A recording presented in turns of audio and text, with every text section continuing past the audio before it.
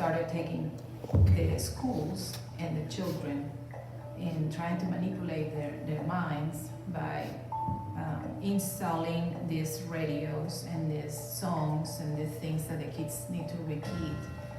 So they kind of start getting used to, I belong to the government, I'm gonna work for them, I'm gonna serve them, and to manipulate the mind of people just to gain power over them.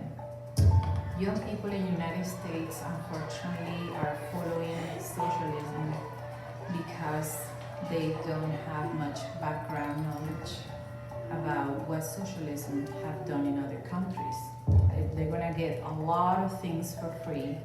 They're gonna get a lot of benefits, but they never explain when or how, or in exchange of your own liberty. You know, it sounds good at first, what socialism offers. When they find out it's really taking everything they have, I guess it's too late. You have to renounce to freedom, and yes, I have seen that happening to my own family. When I came back to Venezuela, I couldn't recognize it. I said, what's going on? Everything was so different. Destruction, it's only destruction. No electricity, no water, unbelievable. To me, they killed your dreams. There's no potential dream, and just go through life. And then you start lacking basic needs, you know, things that you never thought it was gonna be lacking in your life. It wasn't here until like the past few months until I started really paying attention to the government. I was like, this is my future. I should probably take more account into the government and like who I'm voting for. Nothing's for free. They promise you it's for free, but it has to come with a cost. And that cost was gradually, little by little. With riots in the streets and the police who were putting down those rioters and those citizens who are just asking for the freedom they once had. In this moment, hay dos ojos. You have the perfect person to kidnap a child, to kidnap a wife, and give me the dollars. Here we feel peace, we feel a normal life. The best for me, of course, is stay here in America and study in a college here and all of that, but the problem is not the best for my family. And well, I hope see you everyone when I come back here to the United States.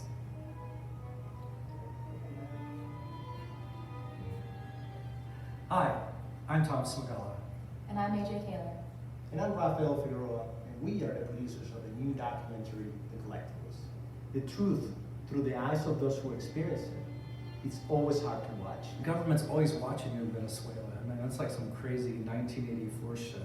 And our film crew, I mean, literally, they risk their lives getting their footage. I mean, they risk beatings, loss of equipment, imprisonment, getting this footage in Caracas for us. It's just amazing. I mean, it's insane that you think you can go to prison just for taking video of outside of a hospital. Exposing the truth is always risky. So is there a difference between historical socialism and new socialism? And are asylum seekers entitled to the pursuit of happiness? Venezuelan immigrants to the U.S. know the slide from democracy to socialism to dictatorship all too well. How it plays out, how it strips our freedom, how it takes everything, how it destroys families. This is not a political film, but we understand that making this film will put us at odds with those who are. So there can be no positive media reviews, no late night show appearances, no film festival selections, no YouTube monetization, and no film distribution deals. So why do it? Because it's the truth.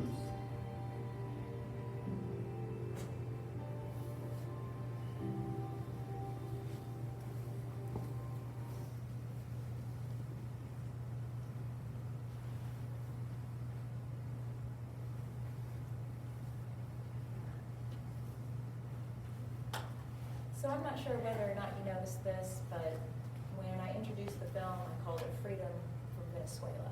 But just just now when you saw the video, the title clip said the Colectivos. Well, the Colectivos was actually the original name of this documentary. We've been recently forced to change it due to the censorship on nearly all of the current popular social media networks that are controlled by the extreme leftist media companies. So, because we had to change it, it's really limited our reach, and before that, I mean, you guys have seen the censorship going on. But because it indicated, the title indicated that a collective society or a socialist society is not ideal, our posts were removed, censored, or otherwise limited in the public news feeds. And that kept us from reaching a wide audience, and it kept us from achieving our fundraising goal. We were actually the top trending video the first day that we were on Indiegogo. We raised 15% of what we needed, and then suddenly got shut down. After that, we only got about another 1% of our goal, and that was over a course of 2 months. But this is just one of the many ways that our basic freedoms are being oppressed right now, but it is nothing compared to what people of Venezuela have been dealing with for the last 20 years. Oh, didn't realize you couldn't hear me. So, what does Venezuela have to do with us? Right? Well, nothing. And everything. So, my friend and colleague, Director Thomas Smith-Valley, probably summed it up the best. He said, "I'm the biggest fan of change. I look forward to it. I fight for it. I embrace it. As long as it doesn't change the thing that makes change possible." When Tom told me that we were going to be making a serious documentary about Venezuela, I was speechless. You know, we make comedies. What did either of us know about Venezuela? And he said, "It has nothing and everything to do with Venezuela. This film is going to be about keeping the free exchange of ideas legal in the United States. All we're going to do is ask some Venezuelan immigrants whether or not socialism is a good idea for America." So that's just what we did. And we didn't have to go very far to find them. Living right here in Missouri is a community of legal immigrants from Venezuela who fled socialism to freedom here in the United States.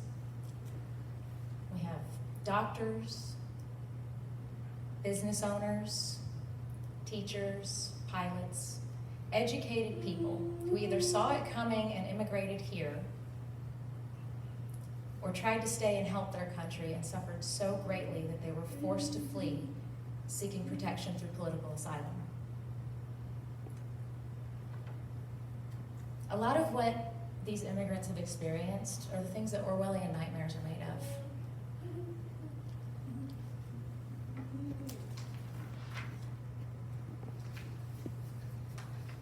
So, as the popularity of socialism steadily rises here in America, those immigrants that fled socialism to freedom in the United States are getting hit with a dreaded sense of deja vu.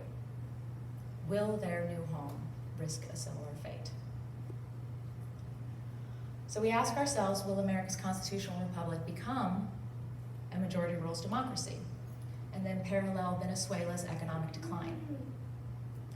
And is there really a difference between historical socialism and this new democratic socialism movement happening right now in the United States?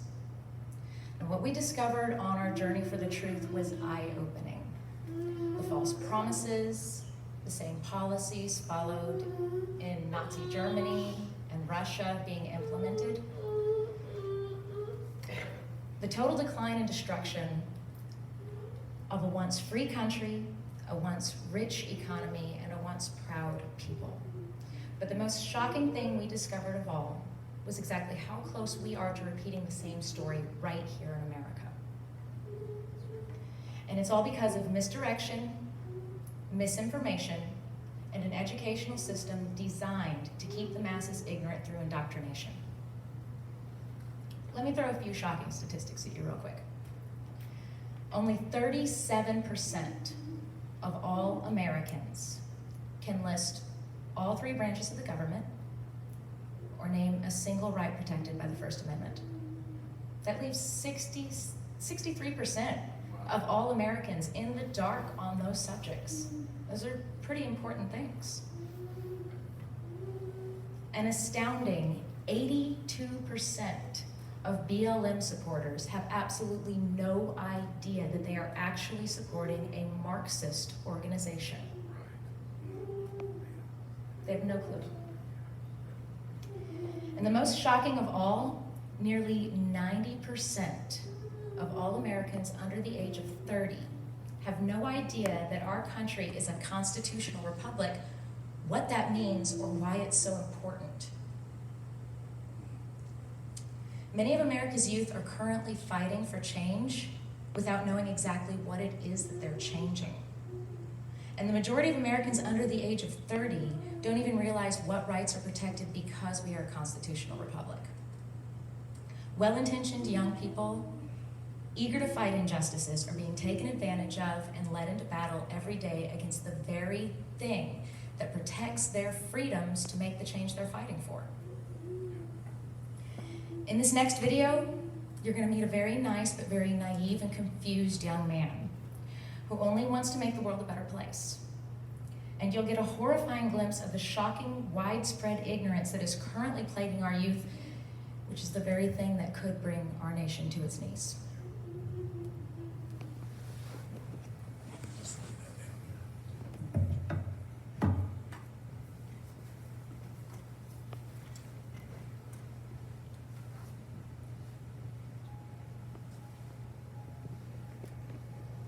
So, are you a racist? No. I'm more anti-racist than anything. And how do you determine that you're not racist? I think what determines racism, so the definition of racism is that one would think that you're inferior or superior of another based on characteristics, physical traits, even psychological traits. But I don't look at anyone any different. Even if you're blatantly racist, I'm still going to treat you like a decent human being, like everyone should be. Why come to a rally with a gun? Well, because it's my Second Amendment right. I have the freedom to carry and to protect myself and defend myself under the Constitution of our constitutional republic. That's why. Number one.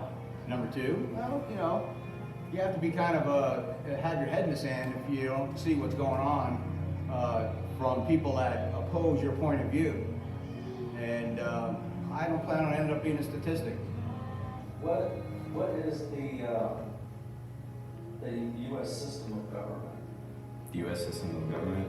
Like what are we? Are we like a socialist country? What are we? So, funny story. I used to not keep up with politics or anything. Like, I used to just, like, you guys do whatever you want, I'm just gonna live my life. It wasn't here until like the past few months until I started really paying attention to the government. I was like, this is my future. I should probably take more account into the government and like who I'm voting for and stuff. And one, everyone needs to register to vote. Two, and it's just, I never really kept up with politics. I kind of just like, whatever someone told me, I'm like, okay, and just kind of went along with it. But I never went to other people and told them like how I thought about the government or anything, 'cause I didn't have a formulated opinion. I didn't have any research behind it or anything. So I kind of just kept to myself until like here recently I really started doing research on the government, and I really don't know what type of government we are. I think we're kind of in that weird limbo of chaos. Well, some people think that, but have you heard of the term constitutional republic? I've heard of it, but I don't know the definition of it. The smaller groups, the minorities in this country, are the ones that benefit most from a constitutional republic. Your LGBT communities, your minority communities, women's groups, all those smaller groups, smaller percentage of populist groups, those are all the ones that really truly benefit from a constitutional republic, because even though they're small in numbers, they have equal representation under the law. Whereas opposed to a democracy, they could be easily outvoted by whoever is in the majority rule, which ends up becoming mob rule. It's a multitude of things. It's also like, obviously, because the reason why I'm doing it is I just want to be able to go outside without having to worry about anyone calling me anything, and be able to go into a bar without everyone turning their heads at me and then I see them whispering. Like, I want to be able to live in a town freely just as anyone else does. Well, the very person that would want to vote away or riot away or pressure away or bully away the very platform that gives them equal representation under the law are those who don't know what a constitutional republic is, who don't know that they're biting off their own nose to spite their faces. Those are the kind that would push for that. Those that are weak, those that are easily swayed by bullies, those that are not grounded in any kind of foundational place in their own mind, in their heart, those that have not been taught to critically think through their educational system. Instead, they've just been doctrinated to over the years. Those are the kind that are falling for this. They should go spend a year in Russia. They should go spend a year in any socialist communist country. Venezuela is one of the richest countries in South America for years, up until about 10 years ago, when socialism took over. Eventually became a dictatorial communism, okay? Now they can't even get toilet paper, okay? There's your socialism. And those youth that are pushing for that are totally ignorant to those facts. They have no idea what they're asking for. They're just parroting what they're being told to parrot.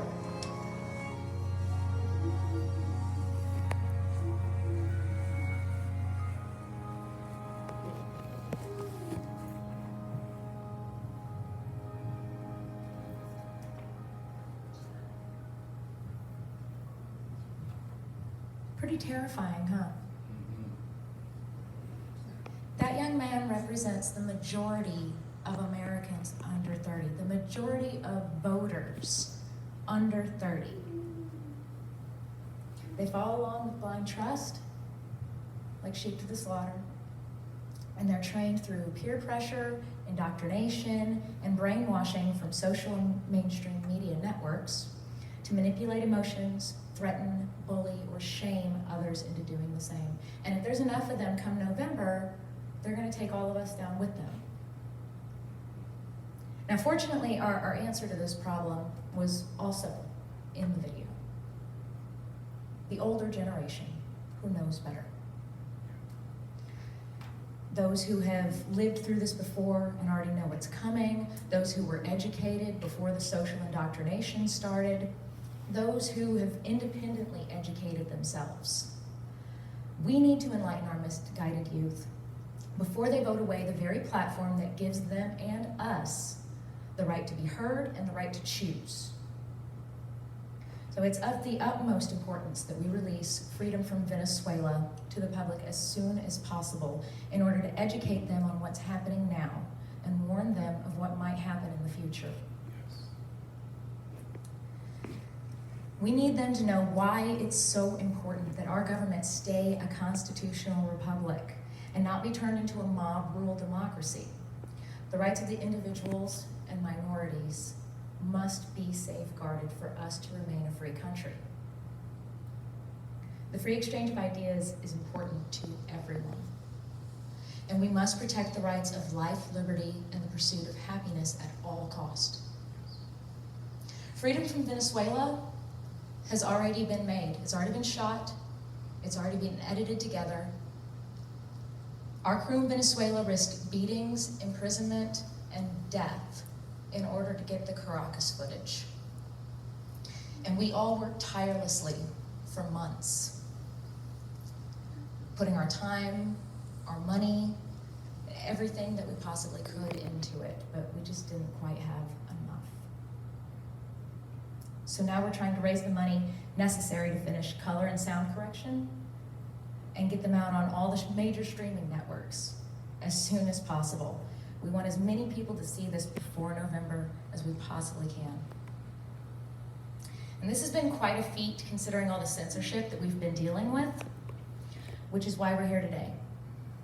We need your help. We need you to help us reach our goal as quickly as possible. We'd like to have Freedom from Venezuela out by October 1st, so we have a solid month to reach as many voters as we possibly can before the election. But that'll only happen if we can raise enough funds to cover all the post-production and distribution costs. We need to keep America a constitutional republic and a free country. So please, for our sake and yours, for your children, for your grandchildren, and every generation that will follow, help us expose the truth by assisting with the release of Freedom from Venezuela.